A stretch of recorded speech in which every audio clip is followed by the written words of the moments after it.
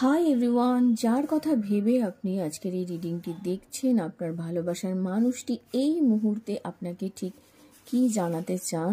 First energy এসে গেছে। ওকে, তো উনি আপনাকে কন্ট্যাক্ট করতে ভয় পাচ্ছেন কোনো না কোনো কারণে। হয়তো সিচুয়েশন এরকম হয়েছে যে আপনারা দুজনেই ডিসাইড করেছেন যে আলাদা থাকবেন। কিছু লিমিটেশনস আছে, হতে পারে আউটসাইডারের ইনফ্লুয়েন্সেস আছে, সেই জায়গাটাও একটা ব্যাপার রয়েছে এখানে। আউটসাইডার কিন্তু আপনাদের ফ্যামিলিজও হতে পারে, ঠিক আছে, আপনাদের ফ্যামিলিও হতে পারে।